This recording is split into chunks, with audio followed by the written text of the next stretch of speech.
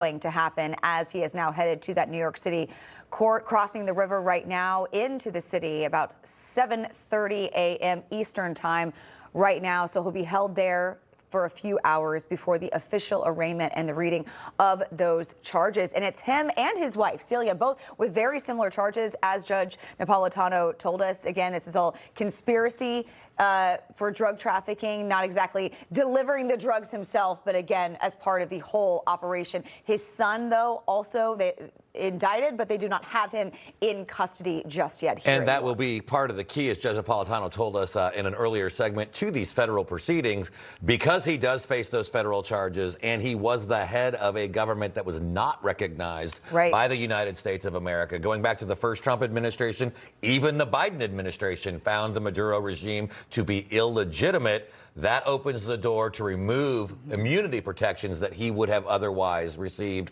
from various treaties and things. And that's how he now faces these charges. You see him getting ready there to land at what looks to be the Wall Street facility where world leaders, President Trump himself, often lands on that when he's traveling in and out of the city. And then he will take a motorcade from that landing facility, Wall Street, Lower Manhattan, just down the road to the federal courthouse where he will face that arraignment in the beginning of these charges. And you know, what a message this sent, right, for President Trump and his administration, basically sending a message to the world and other leaders, putting them on notice that if you do this, we will come after you as well. We've heard reports that Cuba now on notice, Colombia's President Gustavo Petro on notice. Again, he's been trying to curb the drug trafficking that's been happening for years. He started by having all of those strikes on those drug boats in the Caribbean. More than 30 now have been taken out, and now it culminates with this moment, with going into Maduro's home in the middle of the night in Venezuela and Caracas,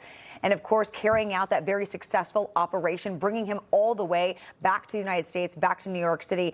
Again, you were taking a live look at this helicopter, which we are believed any moment from now you can see him. Nicolás Maduro will exit this helicopter. He is right now in Lower Manhattan, and he will then be escorted by DEA agents, as you can see, to that Manhattan courthouse. And part of this, so when he gets there, he will face a 92-year-old judge appointed originally by Bill Clinton.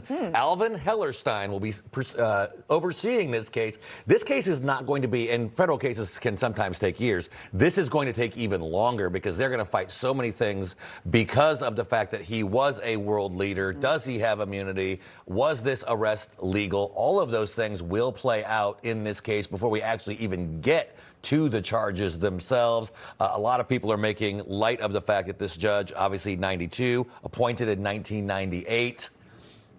And so we'll continue to watch that as the two of them are paraded off the helicopter and move over to the courtroom. And I think we now have our panel of experts who are expected to be joining us because we have so much more that we would like to discuss.